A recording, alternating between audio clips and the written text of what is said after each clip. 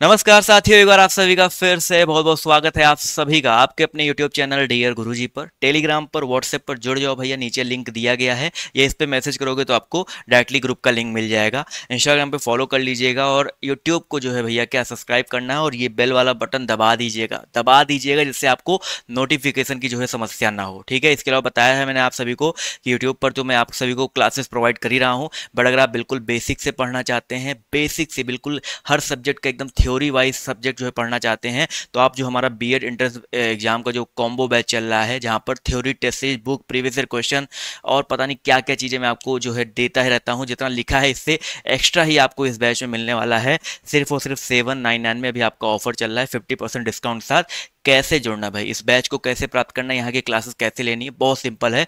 एक ऐप है DRG official, play store पे मिल जाएगा, ऐप स्टोर मिल जाएगा। इसको डाउनलोड करके ओपन करके रजिस्टर करो। उसके बाद ये पेज खुलेगा जहाँ पे आपको कोर्स विद टेस्ट सीरीज जाना है। फिर आपको जो है यहाँ पर बीएड वाला जो है बैच देख लेना है, उस पर क्लिक करिए।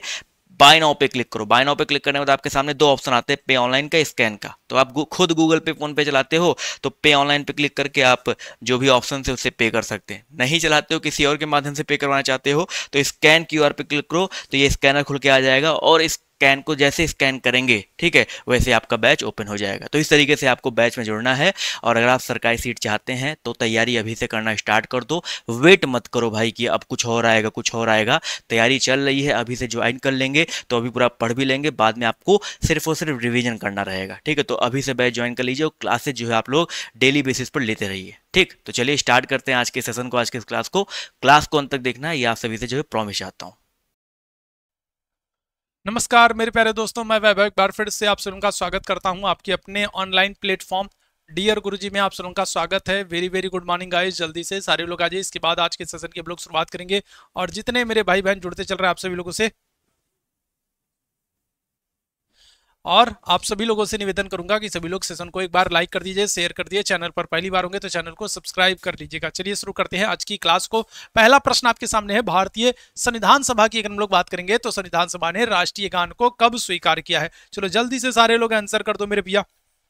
चलो जल्दी से सारे लोग आंसर कर दो मेरे भैया। क्या हो जाएगा इस प्रश्न का आंसर? फटाफट सभी लोग मेरे भाई आंसर करते चलेंगे। और जितने लोग जुड़ते चल रहे हो सभी लोग क्या कर दो, सभी लोग सेशन को एक बार लाइक कर दो, सेशन को शेयर कर दो। क्या हो जाएगा इस प्रश्न का आंसर करिएगा। तो क्या आंसर करोगे? तो राष्ट्रगान को कब अपनाया गया? 20 जनवरी 1950, 24 जनवरी 1950, 21 मई 1949 या फिर 13 नवंबर 1949। ऑप्शन ऐसा है कि कोई भी गलत नहीं करेगा, सबके सब सही कर दोगे। ऑप्शन ही ऐसा है। क्या हो जाएगा? 24 जनवरी 1950 को। याद रखिएगा 24 जनवरी 1950 को राष्ट्रीय जो हमारा गीत है, ठीक है, जो क्या है, तो जो राष्ट्रीय गीत है और क्या है, और जो हमारा राष्ट्रगान है, ठीक है, जो हमारा राष्ट्रीय गीत है और जो हमारा राष्ट्रगान है, इन दोनों को क्या किया गया? स्वीकार किया गया। याद रखिएगा, ठीक है। क्या हो जाएगा? तो 24 जनवरी 1950 की अगर हम लोग बात करते हैं तो 24 जनवरी 1950 को क्या हो जाएगा मेरे भैया? तो राष्ट्रगीत और राष्ट्रगान दोनों को स्वीकार करने का काम किया जा रहा है। कब? 24 जनवरी 1950 को। अगर हम लोग राष्ट्रीय गीत की बात करते हैं, ठीक है, क्या करते हैं, अगर हम लोग राष्ट्रीय गीत की बात करते हैं तो राष्ट्रीय गीत हमारा क्या है? तो आप कहोगे वंदे मातरम है।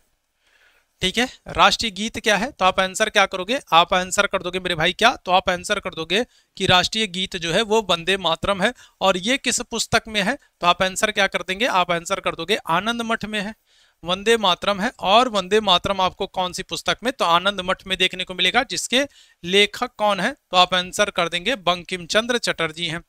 ठीक है, बंकिम चंद्र चटर्जी या फिर कहोगे बंकिम चंद्र चट्टोपाध्याय कर दोगे। ठीक है, तुम्हारा राष्ट्रीय गीत क्या है? वंदे मातरम है। वंदे मातरम आनंद मठ में आपको देखने को मिलेगा, जिसकी रचना बंकिम चंद्र चटर्जी कर रहे हैं। वहीं अगर हम लोग राष्ट्रगान की बात करेंगे, अगर हम लोग राष्ट्रगान की बात करेंगे तो राष्ट्रगान क्या है? तो राष्ट्रगान जन गण मन है। ठीक है, क्या है? तो जन गण मन है। राष्ट्रगान क्या है? तो जन गण मन है। और ये मेरे भैया कब? तो अगर हम लोग इसकी बात करेंगे तो ये किस पुस्तक में आपको देखने को मिलेगा? तो ये आपको गीतांजलि में देखने को मिलेगा। ठीक है, कहां पर? तो ये आपको गीतांजलि में देखने को मिलेगा। और इसके लेखक कौन है? तो आप आंसर क्या करोगे? तो आप आंसर करोगे रविन्द्रनाथ ठाकुर या फिर रविंद्रनाथ टैगोर। ठीक है, क्या कर दोगे? तो रविंद्रनाथ टैगोर कर दोगे। याद रखिएगा, रविन्द्रनाथ टैगोर कर दोगे, याद रखिएगा। ठीक है, तो राष्ट्रगीत आपसे पूछा जाए या राष्ट्रगान आपसे पूछा जाए, दोनों को ही क्या किया गया? तो 24 जनवरी 1950 को स्वीकार किया गया। आगे बढ़ेंगे अगले प्रश्न की तरफ। पुष्कर मेला कहां पर लगता है? जयपुर में, उदयपुर में, जोधपुर में, अजमेर में। चलो जल्दी से बताइएगा क्या हो जाएगा। इस प्रश्न का आंसर करेंगे तो पुष्कर मेला कहां पर लगता है। चलो जल्दी से सारे मेरे भाई बहन आंसर करोगे। पुष्कर मेला कहां पर लगता है? उदयपुर में, जयपुर में, जोधपुर में, अजमेर में। क्या आंसर कर दोगे? तो देखो जयपुर की अगर हम लोग बात करेंगे तो जयपुर को क्या करते हैं? तो जयपुर को पिंक सिटी कहते हैं। ठीक है, क्या करते हैं? तो जयपुर की अगर हम लोग बात करेंगे तो जयपुर को क्या करते हैं? तो पिंक सिटी कहते हैं। उदयपुर की अगर हम लोग बात करेंगे, उदयपुर को क्या करते हैं? तो व्हाइट सिटी कहते हैं। ठीक है, क्या करते हैं? तो व्हाइट सिटी कहते हैं। जोधपुर की अगर हम लोग बात करेंगे क्या करते हैं? तो ब्लू सिटी कहते हैं।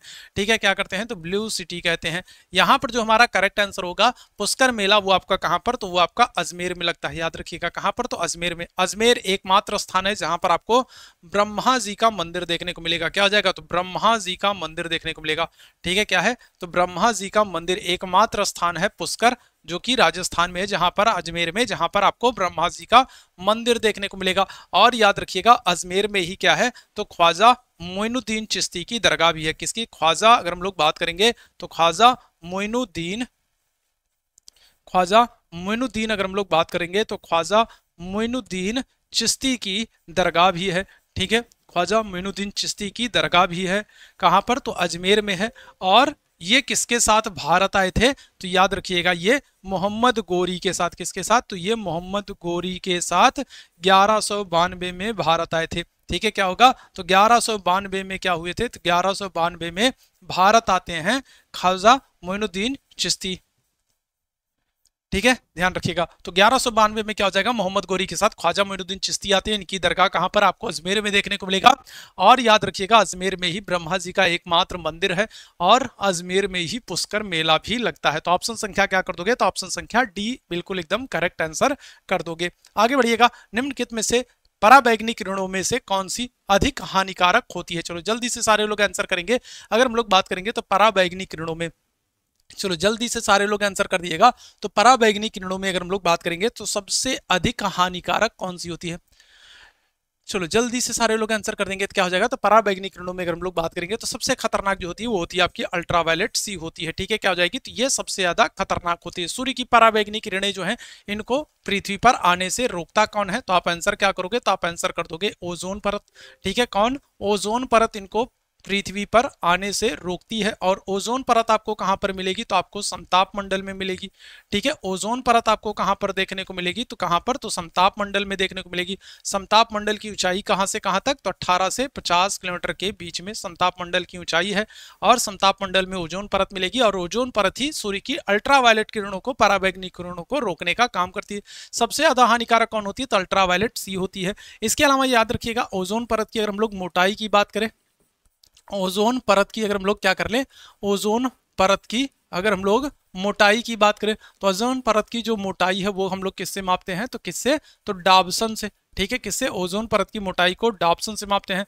और आपसे ओजोन दिवस पूछ ले, ओजोन परत की सुरक्षा को बढ़ाने के लिए, उसके प्रति जागरूकता फैलाने के उद्देश्य से हम लोग ओजोन दिवस मनाते हैं। कब? 16 सितंबर को। ठीक है, क्या करते हैं? तो 16 सितंबर को हम लोग ओजोन दिवस के रूप में मनाते हैं। तो इतनी बात याद रखिएगा। ठीक, आगे बढ़ेंगे अगले प्रश्न की तरफ। अगले प्रश्न का आंसर करेंगे। निम्नलिखित में से कौन सा जैवमंडल का अजैविक घटक नहीं है? अजैविक घटक नहीं है। ठीक है, क्या है? तो अजैविक घटक नहीं है। इसका मतलब क्या पूछ रहा है? इसका मतलब आपसे ये पूछ रहा है कि कौन सा जैविक घटक है। ठीक है, कौन सा जैविक घटक है? ठीक है, ये आपसे पूछ रहा है कौन सा जैविक घटक है। अजैविक घटक नहीं है, अजैविक घटक नहीं है। इसका मतलब क्या पूछ रहा है? इसका मतलब आपसे पूछ रहा है कि कौन सा जैविक घटक है। तो बताओ कौन सा एक जैविक घटक होगा? क्या करोगे? तो प्रोटीन कहोगे, मृदा कहोगे, कवक कहोगे या फिर फास्फोरस कहोगे? ऐसे प्रश्नों में कंफ्यूजन बहुत होता है ना। जैव मंडल का कौन सा अजैविक घटक नहीं है? तो अगर हम लोग बात करेंगे, देखो प्रोटीन जो है ये भी अजैविक घटक है, मृदा की बात करेंगे ये भी अजैविक घटक है, फास्फोरस की बात करेंगे ये भी अजैविक घटक है। कौन सा अजैविक घटक नहीं है? ठीक है, तो क्या करोगे? तो आप आंसर कर दोगे कवक। कवक जो है ये क्या है? तो ये जैविक घटक है। क्या है? तो ये जैविक घटक। ऑप्शन संख्या क्या कर दोगे? ऑप्शन संख्या सी बिल्कुल एकदम करेक्ट आंसर कर देंगे। ठीक है, चलिए आगे बढ़ेंगे अगले प्रश्न की तरफ। गिर शेर परियोजना कहां पर स्थित है बताइएगा। तो अगर हम लोग गिर परियोजना की बात करेंगे तो ये जो गिर परियोजना है ये एशियाई शेरों के लिए प्रसिद्ध है। किसके लिए? तो अगर हम लोग बात करेंगे किसके लिए, तो एशियाई शेरों के लिए प्रसिद्ध है। गिर परियोजना की अगर हम लोग बात करेंगे तो ये किसके लिए, तो ये एशियाई शेरों के लिए प्रसिद्ध है, याद रखिएगा। और ये परियोजना किस राज्य में है? तो क्या करोगे? गुजरात, महाराष्ट्र, उत्तर प्रदेश या फिर मध्य प्रदेश। चलो जल्दी से सारे लोग आंसर करिएगा। तो क्या हो जाएगा? तो गिर परियोजना आपको किस राज्य में देखने को मिलेगी? तो आप आंसर कर दोगे कहां पर? तो गुजरात में। गुजरात में गिर नेशनल पार्क है जो कि एशियाई शेरों के लिए प्रसिद्ध है। अगर हम लोग मध्य प्रदेश की बात करेंगे तो मध्य प्रदेश में बाघों की संख्या सबसे अधिक है। बाघों की संख्या अगर हम लोग बात करेंगे तो सबसे अधिक है। ठीक है, बाघों की संख्या अगर हम लोग बात करेंगे तो सबसे अधिक है। कहां पर? तो मध्य प्रदेश में। इसीलिए मध्य प्रदेश को क्या करते हैं? मध्य प्रदेश को टाइगर स्टेट भी कहते हैं। ठीक है, क्या करते हैं? तो मध्य प्रदेश को टाइगर स्टेट भी कहते हैं। और क्या करते हैं मध्य प्रदेश में? अगर हम लोग बात करेंगे, कुपोषण की समस्या बहुत अधिक है। कुपोषण की समस्या के कारण क्या करते हैं? तो कुपोषण की समस्या के कारण, कुपोषण की समस्या के कारण, ठीक है, क्या करेंगे? तो इसको भारत का इथोपिया कहा जाता है। ठीक है, क्या करते हैं? मध्य प्रदेश को भारत का इथोपिया कहा जाता है। ठीक है, क्या करते हैं? तो मध्य प्रदेश को भारत का इथोपिया कहा जाता है। ठीक है, और याद रखिएगा मध्य प्रदेश सबसे अधिक वन क्षेत्रफल वाला, ठीक है, क्या है? तो सबसे अधिक वन क्षेत्रफल वाला क्या है? तो राज्य है। सबसे ज्यादा वन क्षेत्रफल वाला राज्य कौन सा हो जाएगा?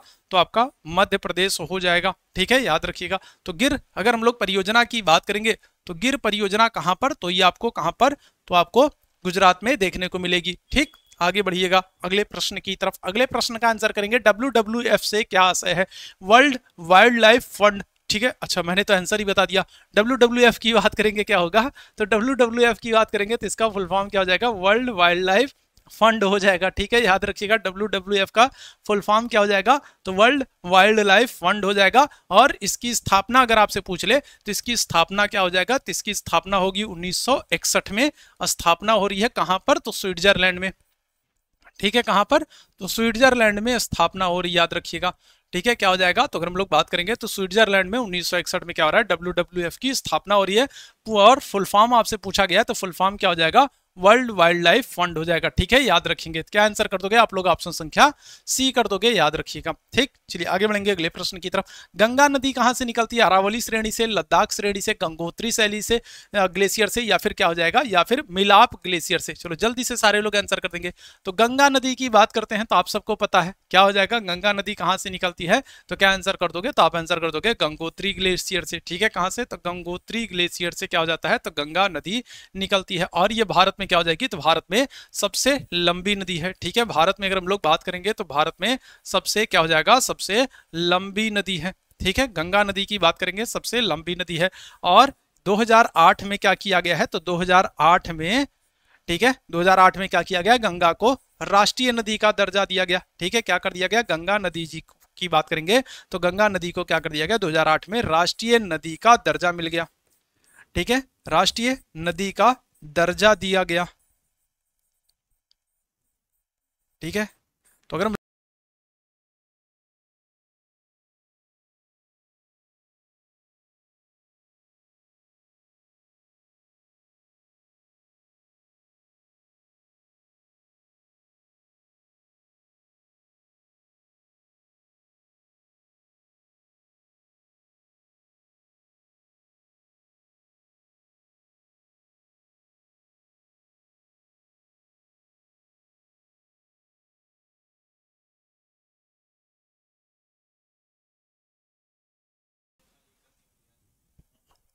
कब से?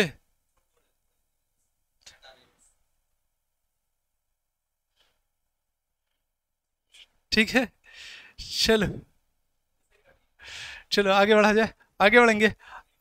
अगले प्रश्न का आंसर करिएगा। भारत में निम्नलिखित में से कौन सी एजेंसी मुख्य रूप से प्रदूषण के मापन से संबंधित है? बताइएगा भारत में मुख्य रूप से कौन सी एजेंसी, ठीक है, प्रदूषण के मापन से संबंधित। हाँ अभी आवाज आ रही होगी। हाँ मेरे भाई मैंने देख लिया, मैंने देख लिया, आवाज बंद हो गई थी। हाँ हाँ मैंने देख लिया। 1 मिनट के लिए आवाज क्या बंद होती है? तुम लोग तो एकदम पूरा पहाड़ उठा लेते हो, है ना।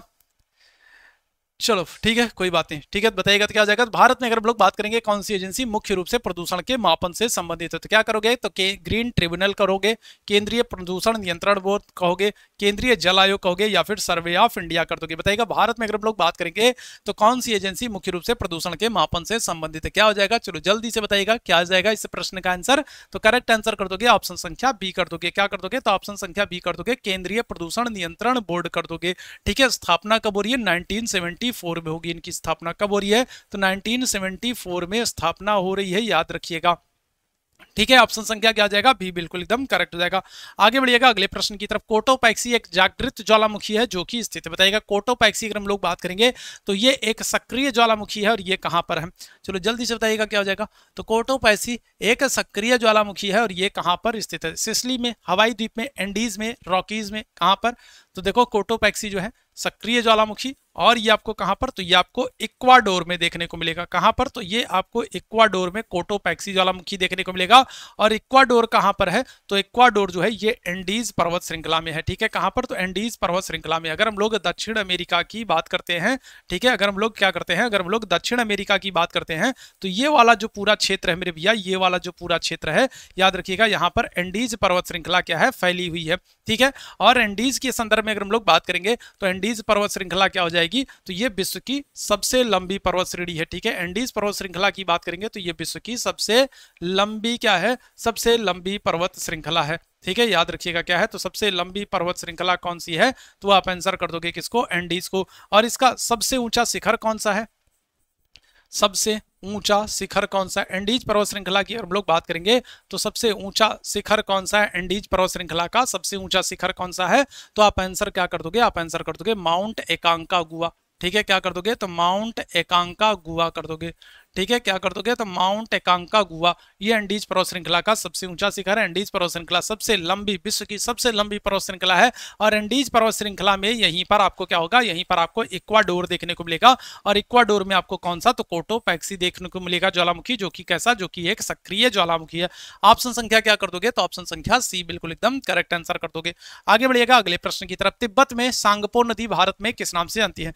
तिब्बत की सांगपो नदी को हम लोग भारत में कौन सी नदी के नाम से जानते हैं? तो बताइएगा क्या हो जाएगा? कौन सी नदी है जिसे हम लोग तिब्बत में सांगपो कहते हैं, भारत में किस नाम से जानते हैं? गंगा, यमुना, ब्रह्मपुत्र या फिर सिंधु? चलो जल्दी से सारे लोग आंसर करते चलेंगे, जल्दी से सारे मेरे भाई आंसर करते चलेंगे। क्या हो जाएगा करेक्ट आंसर? हम लोग बात करेंगे क्या आ जाएगा? तो ऑप्शन संख्या क्या कर दोगे? सी कर दोगे। क्या कर दोगे? ब्रह्मपुत्र कर दोगे। क्या कर दोगे? तो ऑप्शन संख्या क्या कर दोगे? सी कर दोगे, ब्रह्मपुत्र कर दोगे। याद रखिएगा, देखो तिब्बत में इनको क्या कर रहे हैं? सांगपो कह रहे हैं। ठीक है, इसके बाद अरुणाचल प्रदेश में क्या करते हैं? तो अरुणाचल प्रदेश में इनको क्या करेंगे? तो अरुणाचल प्रदेश में इनको दिहांग कहते हैं। ठीक है, क्या करेंगे? तो अरुणाचल प्रदेश में इनको दिहांग कहते हैं। असम की बात करेंगे तो असम में क्या करते हैं? तो असम में इनको ब्रह्मपुत्र कहते हैं। ठीक है, क्या करते हैं? तो असम में इनको ब्रह्मपुत्र कहते हैं। ठीक है, इसके बाद अगर हम लोग बात करेंगे कहां पर? तो इसके बाद ये चली जाती हैं बांग्लादेश में। बांग्लादेश में अगर हम लोग बात करेंगे तो बांग्लादेश में ब्रह्मपुत्र नदी को क्या करते हैं? तो जमुना कहते हैं। ठीक है, क्या करते हैं? तो जमुना कहते हैं। याद रखिएगा। तो क्या हो जाएगा इस प्रश्न का करेक्ट आंसर? ऑप्शन संख्या सी हो जाएगा। आगे बढ़िएगा अगले प्रश्न की तरफ। घास भूमि क्षेत्र के पारितंत्र की खाद्य श्रृंखला में सबसे उच्च स्तर का उपभोक्ता कौन होता है? बताइएगा खाद्य श्रृंखला में सबसे उच्च स्तर का उपभोक्ता कौन होता है? खाद्य श्रृंखला में सबसे उच्च स्तर का उपभोक्ता कौन होता है? चलो जल्दी से बता दिएगा क्या हो जाएगा। खाद्य श्रृंखला में सबसे उच्च स्तर का उपभोक्ता कौन होता है? तो शाकाहारी होगा, मांसाहारी होगा, जीवाणु होगा या फिर मांसाहारी एवं शाकाहारी हो जाएगा? चलो जल्दी से बताइएगा सबसे उच्च स्तर के उपभोक्ता की अगर हम लोग बात करेंगे, चलो जल्दी से बताइएगा।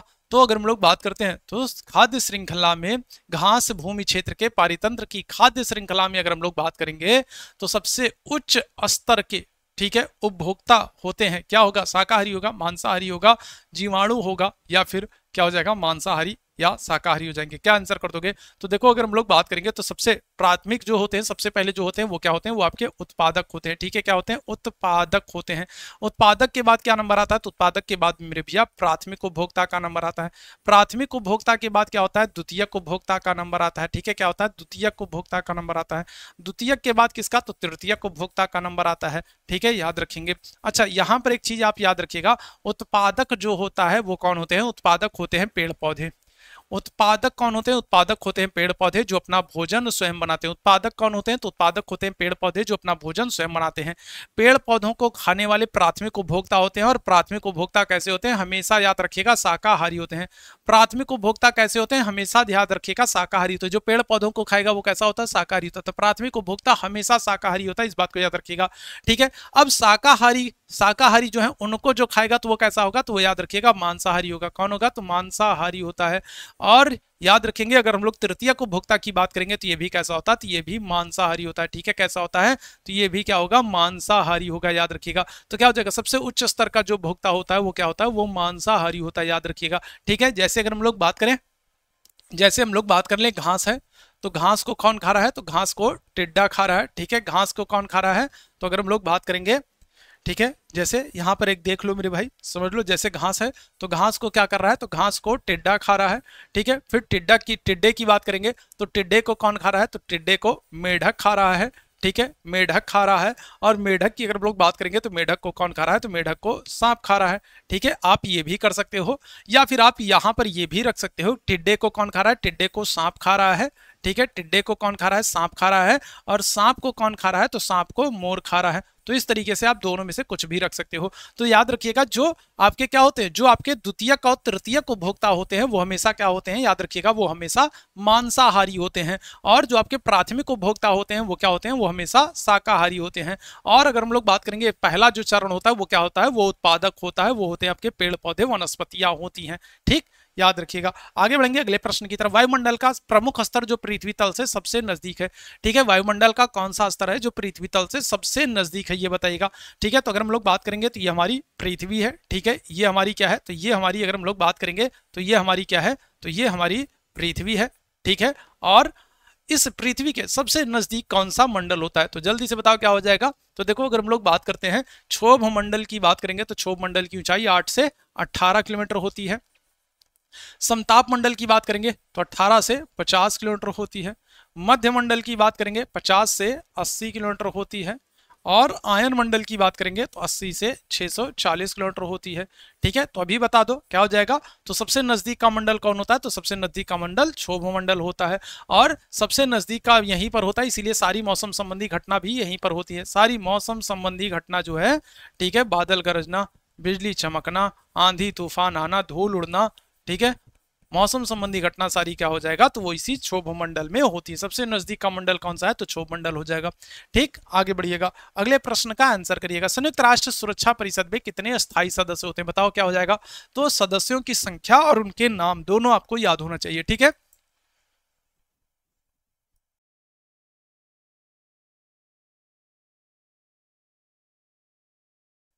चलो जल्दी से बताना क्या हो जाएगा। तो अगर हम लोग बात करेंगे क्या हो जाएगा, तो संयुक्त राष्ट्र सुरक्षा परिषद में स्थायी सदस्यों की संख्या कितनी होती है, 3, 4, 5 या फिर 6। क्या आंसर कर दोगे, तो करेक्ट आंसर क्या हो जाएगा, तो आप आंसर कर दोगे कितने, 5 होते हैं। संयुक्त राष्ट्र सुरक्षा परिषद में स्थायी सदस्यों की संख्या कितनी होती है, 5 होती है। कौन कौन से हैं, तो देखो, रूस है, अमेरिका है, इंग्लैंड है, और कौन है, और ठीक है, फ्रांस है, और क्या हो जाएगा, और चाइना है। ठीक है, याद रखिएगा।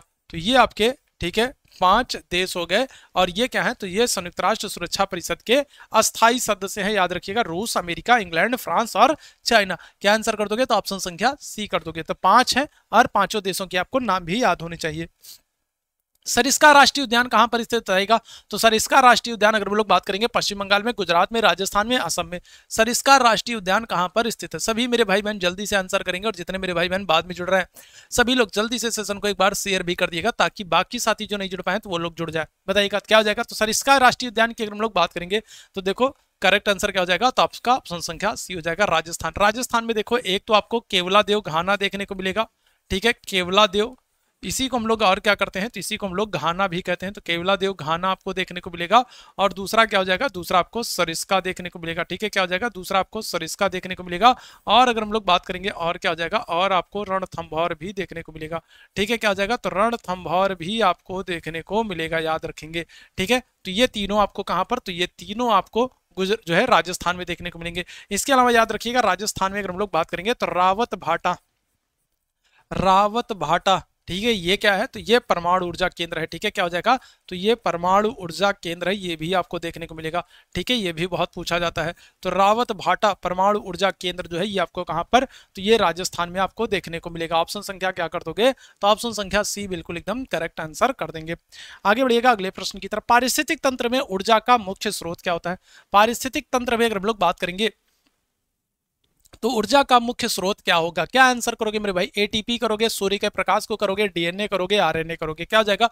तो पारिस्थितिक तंत्र में अगर हम लोग बात करेंगे, इकोसिस्टम में अगर हम लोग बात करेंगे, तो बताइएगा क्या हो जाएगा? तो ऊर्जा का जो प्रमुख स्रोत हो जाएगा क्या है? तो वो हो जाएगा आपका सूर्य हो जाएगा। याद रखिएगा क्या हो जाएगा? तो सूर्य हो जाएगा। ठीक है, जो सूर्य का प्रकाश है। ठीक है, ऑप्शन संख्या क्या कर दोगे? तो ऑप्शन संख्या बी बिल्कुल एकदम करेक्ट आंसर कर दोगे। ठीक है, चलिए आगे बढ़ेंगे अगले प्रश्न की तरफ। एगमार्क का संबंध किससे? गुणवत्ता से है, पैकेजिंग से है, संसाधन से है, उत्पादन से। चलो जल्दी से बताओ क्या होता है। देखो, एक होता है इको मार्क होता है।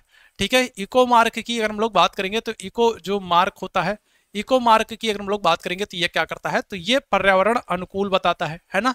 क्या करता है? तो ये बताता है कि जो संसाधन है वो क्या है? वो पर्यावरण अनुकूल है, इको फ्रेंडली है ना? ध्यान रखिएगा। तो इको मार्क की अगर हम लोग बात करेंगे क्या हो जाएगा? तो ये पर्यावरण अनुकूल बताता है। ठीक है, अगर होल मार्क की बात करेंगे, होल मार्क क्या करता है? तो होल मार्क जो है ये क्या करता है? तो ये आभूषणों की शुद्धता के बारे में बताता है।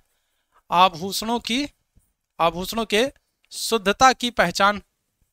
ठीक है, शुद्धता की पहचान है। ठीक है, आभूषणों के शुद्धता की पहचान है, होल मार्क याद रखिएगा। और एग मार्क की बात करेंगे तो ये क्या हो जाएगा? तो ये खाने की गुणवत्ता से संबंधित है। क्या हो जाएगा? एग मार्क की बात करेंगे किससे? तो खाने की गुणवत्ता से संबंधित है। क्या हो जाएगा? ऑप्शन संख्या ए बिल्कुल एकदम करेक्ट आंसर कर दोगे। आगे बढ़ेंगे अगले प्रश्न की तरफ। आर्सेनिक जल प्रदूषण सबसे ज्यादा कहां पर है? बताइएगा, आर्सेनिक जल प्रदूषण सबसे ज्यादा आपको कहां पर देखने को मिलेगा? आर्सेनिक जल प्रदूषण के कारण अगर हम लोग बात करते हैं तो क्या होता है? तो आप आंसर कर दोगे ब्लैक फुट रोग हो जाता है। ठीक है, कौन सा? तो ब्लैक फुट रोग हो जाता है आर्सेनिक जल प्रदूषण के कारण। कैडमियम के कारण अगर आपसे पूछा जाए, कैडमियम के कारण क्या होता है? तो कैडमियम के कारण आप कहोगे इटाई होता है। ठीक है, क्या हो जाता है? तो इटाई। ठीक है, क्या हो जाएगा? तो इटाई जो है ये कैडमियम के कारण होता है। पारे की वजह से अगर हम लोग बात करेंगे तो पारे की वजह से क्या होता है? मिनी माता हो जाता है। ठीक है, क्या हो जाता है? तो मिनी माता जो है ये पारे की वजह से हो जाता है। नाइट्रेट की अधिकता की अगर हम लोग बात करें, नाइट्रेट की अधिकता की वजह से क्या हो जाता है? तो ब्लू बेबी सिंड्रोम हो जाता है। ठीक है, क्या हो जाता है? तो ब्लू बेबी सिंड्रोम हो जाता है। बच्चा ऑक्सीजन नहीं ले पाता है जिसकी वजह से उसका शरीर नीला पड़ जाता है। तो ब्लू बेबी सिंड्रोम हो जाता है नाइट्रेट की अधिकता के कारण। आर्सेनिक की बात करेंगे तो क्या हो रहा है? आर्सेनिक के कारण ब्लैक फुट रोग हो रहा है। सबसे ज्यादा आर्सेनिक जल प्रदूषण कहां पर? तो आपको पश्चिम बंगाल में देखने को मिलेगा। और पश्चिम बंगाल में बहने वाली जो दामोदर नदी है, तो दामोदर नदी को क्या करते हैं? जो दामोदर नदी है, तो इस दामोदर नदी को पश्चिम बंगाल का शोक कहते हैं। याद रखिएगा क्या करते हैं? तो पश्चिम बंगाल का शोक कहते हैं। दामोदर नदी को क्या करते हैं? तो पश्चिम बंगाल का शोक कहते हैं। और क्या करते हैं? और याद रखिएगा, दामोदर नदी जो है, ठीक है, इसको जैविक मरुस्थल भी कहा गया है। ठीक है, क्या कहा गया है? तो इसको आर्सेनिक जल प्रदूषण के कारण इसको जैविक मरुस्थल की संज्ञा भी दी गई है। ठीक है, दामोदर नदी, पश्चिम बंगाल में बहने वाली जो दामोदर नदी है, तो दामोदर नदी को आर्सेनिक जल प्रदूषण के कारण जैविक मरुस्थल की संज्ञा भी दी गई है। तो याद रखेंगे। ठीक है, तीसरे प्रश्न का क्या हो जाएगा? ऑप्शन संख्या डी बिल्कुल एकदम करेक्ट हो जाएगा। ठीक, आगे बढ़िएगा अगले प्रश्न का। वन्य जीव सुरक्षा अधिनियम कब आया? चलो जल्दी से बताइएगा। वन्य जीवों, जंगली जानवरों के, जंगली पशुओं की सुरक्षा के लिए एक अधिनियम कब लाया गया? क्या आंसर करोगे? चलो जल्दी से बताइएगा। तो क्या होगा? 1960, 1962, 1972 या फिर 1975 में? क्या हो जाएगा? चलो जल्दी से बताइएगा। तो वन्य जीव सुरक्षा अधिनियम, ठीक है, जो जंगली जो जीव है, जो पशु हैं, तो उनकी सुरक्षा के लिए एक अधिनियम लाया गया। किस वर्ष में लाया गया है? क्या आंसर कर दोगे? तो 1972 में। ठीक है, क्या हो जाएगा? तो 1972 में। 1972 में अगर हम लोग बात करेंगे तो 1972 में क्या हो रहा है? तो स्टॉकहोम सम्मेलन भी हुआ था। ठीक है, क्या हुआ था? तो स्टॉकहोम, ठीक है, क्या हो रहा है? तो सम्मेलन भी हो रहा है। याद रखिएगा, 1972 में ही अगर हम लोग बात करेंगे तो स्टॉकहोम सम्मेलन भी हुआ था। ठीक है, आगे बढ़िएगा अगले प्रश्न का। दूध से दही बनाने की प्रक्रिया क्या होती है? चलो जल्दी से जाएगा। दूध से दही बनाने की प्रक्रिया को क्या कहते हैं? अच्छा, इस प्रक्रिया में एक बैक्टीरिया है जो मदद करता है, जिसको हम लोग क्या करते हैं? जिसको हम लोग कहते हैं लैक्टोबाइलिसस करते हैं। ठीक है, क्या करते हैं? लैक्टोबाइलिसस कहते हैं। ठीक है, याद रखिएगा क्या करते हैं? लैक्टोबाइलिसस कहते हैं। तो ये एक बैक्टीरिया है जो दूध से दही को बनने में क्या करता है? हेल्पफुल होता है, मददगार होता है। ठीक है, तो लैक्टोबाइलिसस एक जीवाणु है, बैक्टीरिया है जो दूध से दही बनाने में, ठीक है, मदद करता है। दूध से दही बनाने की प्रक्रिया को क्या करते हैं? प्रकाश संश्लेषण कहेंगे, आसवन कहेंगे, किण्वन कहेंगे या फिर स्टेरिलाइजेशन कहेंगे। क्या कहेंगे? तो आंसर क्या कर दोगे? तो किण्वन कहते हैं। क्या करते हैं? तो किण्वन कहते हैं। ऑप्शन संख्या क्या कर दोगे? तो ऑप्शन संख्या सी बिल्कुल एकदम करेक्ट आंसर कर दोगे। ठीक, आगे बढ़िएगा। किस देश के संविधान से हमने मौलिक कर्तव्यों को लिया है? चलो जल्दी से बताइएगा क्या जाएगा? मौलिक कर्तव्य, मौलिक कर्तव्य आपको कहां पर? तो आपको भाग कहां पर देखने को मिलेंगे, भाग 4 का में। ठीक है, अनुच्छेद की अगर हम लोग बात करेंगे क्या हो जाएगा, तो अनुच्छेद क्या हो जाएगा, तो अनुच्छेद 51 का में। ठीक है, कहां पर, तो अनुच्छेद 51 का में। ठीक है, कौन से संशोधन के द्वारा, तो 42वें संशोधन के द्वारा। ठीक है, कौन सा, तो 42वां संशोधन है 1976 के द्वारा। कौन सी समिति की सिफारिश पर, सरदार स्वर्ण सिंह समिति की सिफारिश पर। कौन सी, तो सरदार क्या हो जाएगा, तो स्वर्ण सिंह समिति की सिफारिश पर। क्या हो जाएगा, सरदार स्वर्ण सिंह समिति की सिफारिश पर। ठीक है, सरदार स्वर्ण सिंह समिति की सिफारिश पर क्या हो जाएगा, 42वें संशोधन 1976 के द्वारा मौलिक कर्तव्यों को शामिल किया जा रहा है। मौलिक कर्तव्य कहां से, तो आप आंसर क्या करोगे, आप आंसर करोगे यूएसएसआर हो जाएगा, या फिर इसी को आप रूस कह सकते हो, या फिर इसी को आप क्या कर सकते हो, इसी को आप सोवियत संघ भी कह सकते हो। ठीक है, क्या कर सकते हो, इसी को आप सोवियत संघ भी कह सकते हो, याद रखेंगे। तो क्या आंसर कर दोगे, तो ऑप्शन संख्या डी आंसर कर दोगे। यूएसएसआर करोगे, या फिर रूस कहोगे, या फिर सोवियत संघ कह दोगे। तो यहां से हमने मौलिक कर्तव्यों को लिया है, भाग 4 का अनुच्छेद 51 का में है। ठीक है, 42वें संशोधन 1976 के द्वारा सरदार स्वर्ण सिंह समिति की सिफारिश पर 10 मौलिक कर्तव्य जोड़े जाते हैं। वर्तमान में अगर आपसे कर्तव्यों की संख्या पूछ ले, तो वर्तमान में कर्तव्यों की संख्या कितनी है, तो 11 है, याद रखेंगे एकदम शुभ शुभ, कितना, तो 11 है। ठीक, आगे बढ़िएगा, आगे बढ़ेंगे। ध्रुव तारा किसको कहते हैं, उत्तरी तारे को, दक्षिणी तारे को, पूर्वी तारे को, या फिर पश्चिमी तारे को। ध्रुव तारा किसे कहते हैं, चलो जल्दी से बताइएगा क्या हो जाएगा। ध्रुव तारा किसको कहते हैं, तो क्या आंसर कर दोगे, तो आप आंसर कर दोगे किसको, तो ध्रुव तारा आप कह दोगे उत्तरी तारे को। किसको कह दोगे, उत्तरी तारे को कह दोगे। और ये ध्रुव तारा क्या करता था, तो ये याद रखिएगा, ये प्राचीन काल में अगर हम लोग बात करेंगे, तो प्राचीन काल में क्या करता था, तो प्राचीन काल में नाविकों के लिए, ठीक है, प्राचीन काल में नाविकों के लिए क्या करता था, तो पथ प्रदर्शन का काम करता था। क्या करता था, पथ प्रदर्शक का काम करता था। ठीक है, पथ प्रदर्शक का कार्य करता था। कैसे करता था मेरे भाई, का कार्य करता था। तो पहले अगर हम लोग बात करेंगे, तो पहले क्या था, तो दिशा सूचक यंत्रों का इस्तेमाल नहीं था। ठीक है, दिशा सूचक यंत्रों का इस्तेमाल जो है प्रयोग जो है खोज नहीं किया गया था। पहले क्या हो रहा था, दिशा सूचक यंत्रों का खोज नहीं हुआ था। पहले इतनी सारी लाइट और ये सारी चीजों की खोज भी नहीं हुई थी। तो रात में जो नाविक चलते थे, रात में अंधेरा होने के बाद तो उनको पता नहीं चलता था कि कौन सी दिशा में जा रहे हैं। ठीक है, पूरब जा रहे हैं, पश्चिम जा रहे हैं, उत्तर जा रहे हैं, दक्षिण जा रहे हैं। तो जो ध्रुव तारा होता था वो हमेशा उत्तर दिशा में चमकता था। तो उस तारे को देख करके ये जो है क्या करते थे, दिशा का ज्ञान कर लेते थे कि भैया ध्रुव तारा उधर चमक रहा है, मतलब उस तरफ कौन सी दिशा, उस तरफ उत्तर दिशा है। तो ये जो ध्रुव तारा है, तो इसको ये जो उत्तरी तारा है, ये क्या होता था, ये प्राचीन काल में नाविकों के लिए पथ प्रदर्शक का काम करता था, याद रखेंगे। ठीक, आगे बढ़िएगा। भारत में प्रोजेक्ट टाइगर कब प्रारंभ किया गया, तो बाघों को संरक्षण प्रदान करने के उद्देश्य से प्रोजेक्ट टाइगर शुरू किया गया है। बाघों को संरक्षण प्रदान करने के उद्देश्य से क्या किया गया है, तो प्रोजेक्ट टाइगर की शुरुआत हुई है। कब हुई है, 1972 में, 1973 में, 1981 में, 1985 में। देखो 1972 की अगर हम लोग बात करेंगे, तो 1972 में क्या हुआ, अभी हम लोगों ने पढ़ा था, 1972 में वन्यजीव सुरक्षा अधिनियम आया है।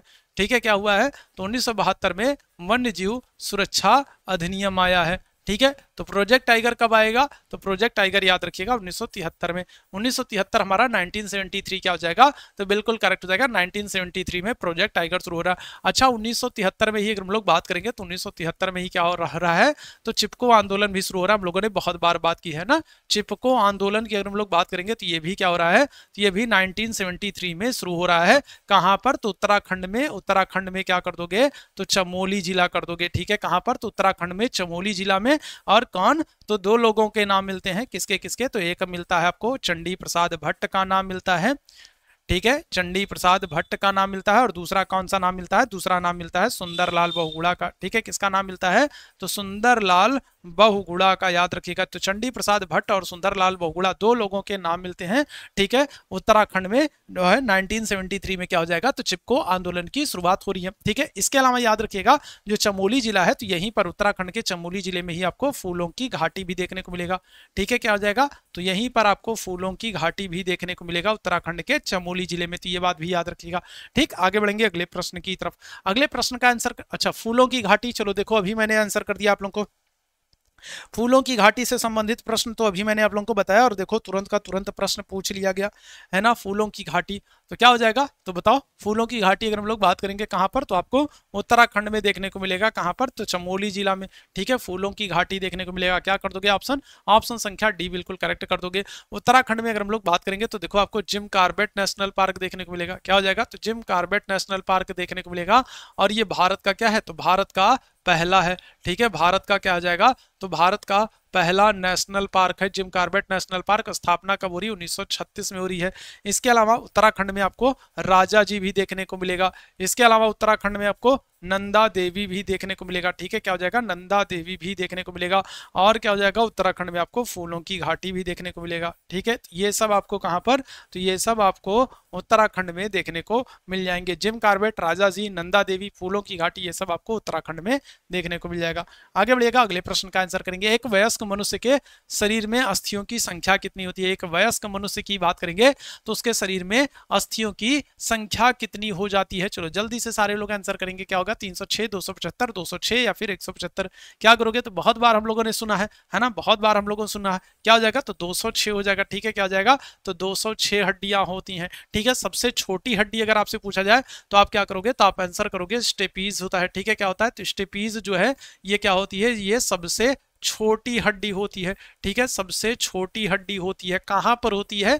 तो कान में होती है। कहां पर? कान में होती है। सबसे बड़ी अगर आपसे पूछा जाए तो सबसे बड़ी वाली कौन सी होती है? तो आप आंसर क्या कर देते हो? आप कह देते हो फीमर होती है। ठीक है, और ये कहां पर होती है? तो ये आपके थाई में, जांघ जो है तो वहां पर होती है। सबसे बड़ी हड्डी होती है फीमर होती है, याद रखिएगा। ठीक, आगे बढ़ेंगे अगले प्रश्न की तरफ। ग्रीन पीस इंटरनेशनल का मुख्यालय कहां पर है? चलो जल्दी से बताइएगा। तो ग्रीन पीस इंटरनेशनल का मुख्यालय कहां पर है? चलो जल्दी से बताइएगा। तो अगर हम लोग बात करेंगे, देखो ग्रीन पीस इंटरनेशनल जो है इसकी स्थापना कब हो रही है? तो इसकी स्थापना 1971 में, ठीक है, कहां पर? कनाडा में हो रही है। ठीक है, कनाडा में क्या हो रही है? कनाडा में स्थापना हो रही है।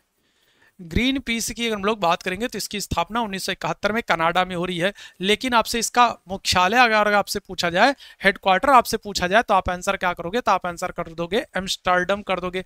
एम्स्टर्डम किसकी राजधानी है? तो क्या करोगे? तो नीदरलैंड। ठीक है, क्या कर दोगे? तो नीदरलैंड, नीदरलैंड की राजधानी है एम्स्टर्डम। ठीक है, और यहां पर क्या है? तो यहां पर ग्रीन पीस का मुख्यालय है। ऑप्शन संख्या क्या कर दोगे? तो सी बिल्कुल एकदम करेक्ट आंसर कर दोगे। ठीक, आगे बढ़िएगा अगले प्रश्न की तरफ। एलपीजी के संदर्भ में क्या सत्य नहीं है? कौन सा कथन सत्य नहीं है? आपको एलपीजी के संदर्भ में पूछ रहा है, लिक्विड पेट्रोलियम गैस के संदर्भ में पूछ रहा है। एलपीजी का आपसे कई बार फुल फॉर्म भी पूछ लेता है, तो क्या करोगे? तो लिक्विड पेट्रोलियम गैस। एलपीजी में अगर हम लोग बात करेंगे तो मुख्य रूप से क्या होता है? तो मुख्य रूप से एलपीजी जो रसोई गैस होते हैं, तो मुख्य रूप से अगर आपसे पूछा जाए तो इसमें क्या होता है? तो इसमें आप कहोगे ब्यूटेन होता है। ठीक है, क्या होता है? तो मुख्य रूप से एलपीजी में क्या होता है? ब्यूटेन होता है। एलपीजी का फुल फॉर्म क्या होगा? लिक्विड पेट्रोलियम गैस होगा।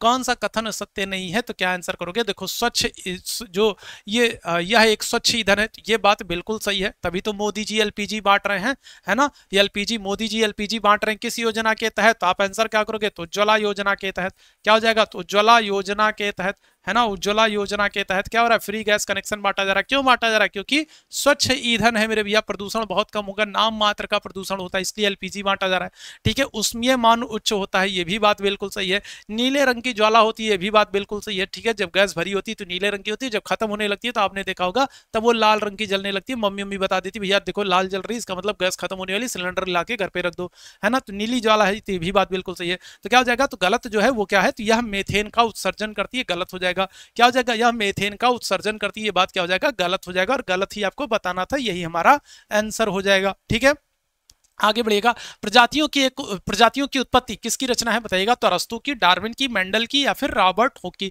चलो जल्दी से बताइएगा। प्रजातियों की अगर हम लोग बात करेंगे, चलो जल्दी से बताइएगा। तो प्रजातियों की उत्पत्ति की अगर हम लोग बात करेंगे तो किसकी रचना है? अरस्तु की, डार्विन की, मेंडल की, या फिर रॉबर्ट हुक की? क्या आंसर कर दोगे?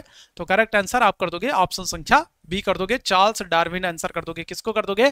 तो चार्ल्स डार्विन आंसर कर दोगे, ऑप्शन संख्या बी आंसर कर देंगे। ठीक, आगे बढ़िएगा अगले प्रश्न की तरफ चलते हैं। मकर रेखा अगर हम लोग बात करेंगे तो अपने पृथ्वी की अगर हम लोग बात करते हैं क्या, तो ये हमारी प्यारी पृथ्वी है, और 23.5 डिग्री अगर हम लोग नॉर्थ से बात करते हैं तो नॉर्थ से क्या होता है? कर्क रेखा गुजरती है। ठीक है, 0 डिग्री से अगर हम लोग बात करेंगे तो 0 डिग्री अक्षांश से क्या होता है? तो भूमध्य रेखा गुजरती है, जिसको आप विषुवत रेखा भी कहते हो। ठीक है, क्या करते हैं? भूमध्य रेखा गुजरती है, जिसको आप विषुवत रेखा भी कहते हो। और 23.5 डिग्री अगर हम लोग साउथ से बात करेंगे तो 23.5 डिग्री दक्षिण से क्या होता है? मकर रेखा गुजरती है, ऑस्ट्रेलिया के बीचों बीच से गुजरती है। ठीक है, क्या हो जाएगा? ऑस्ट्रेलिया महाद्वीप के बीचों बीच से गुजरती है। तो क्या आंसर कर दोगे मेरे भैया? चलो जल्दी से बताइएगा, क्या आंसर कर दोगे मेरे भैया? 23.5 डिग्री तो होगा नहीं, 23.5 डिग्री नॉर्थ तो होगा नहीं, ठीक है। अब दोनों जगहों पर अगर हम लोग बात करेंगे तो एक ही तो ऑप्शन दे दिया मेरे भाई, 23.5 डिग्री साउथ।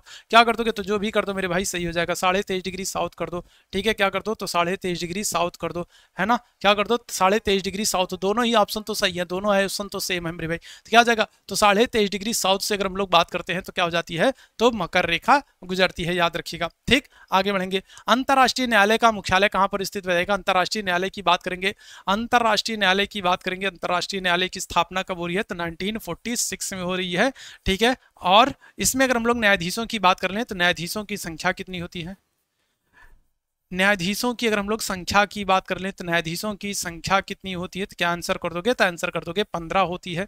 अगर आपसे कार्यकाल पूछ ले, कार्यकाल कितना होता है, तो आप आंसर क्या करोगे, तो कार्यकाल होता है 9 वर्ष का, ठीक है। कितना, 9 वर्ष का। अगर आपसे पूछा जाए पहले भारतीय, अगर आपसे पहले भारतीय पूछ ले कि पहले भारतीय कौन होते हैं, तो पहले भारतीय कौन है, नगेंद्र सिंह है, ठीक है। कौन है, तो पहले भारतीय नगेंद्र सिंह है, याद रखिएगा।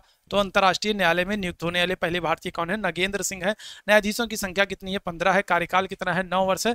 स्थापना कब हो रही, 1946 में हो रही है। और इसका मुख्यालय क्या हो जाएगा, तो अंतरराष्ट्रीय न्यायालय का मुख्यालय आपको नीदरलैंड द हेग में देखने को मिलेगा। कहां पर, तो द हेग में देखने को मिल जाएगा। ऑप्शन संख्या क्या कर दोगे, ऑप्शन संख्या बी बिल्कुल एकदम करेक्ट आंसर कर दोगे। तो ये आज का महत्वपूर्ण सेशन था। उम्मीद है सेशन आप लोगों को पसंद आया होगा। सेशन पसंद आया हो तो सेशन को लाइक कीजिए, शेयर कीजिए, चैनल पर पहली बार है तो चैनल को सब्सक्राइब कीजिए, ठीक है। डेली हम लोग जीके जीएस के इंपॉर्टेंट क्वेश्चंस को करते हैं जो कि आपके एग्जाम के लिए काफी इंपॉर्टेंट हो सकते हैं। तो जितने मेरे भाई बहन जुड़ते चल रहे हैं सभी लोग सेशन को एक बार लाइक और शेयर कर देंगे। अभी के लिए मेरे साथ जुड़ने के लिए आप सभी लोगों को बहुत बहुत धन्यवाद। थैंक यू सो मच, आप सभी मेरे भाई बहनों को मेरे साथ जुड़ने के लिए थैंक यू सो मच।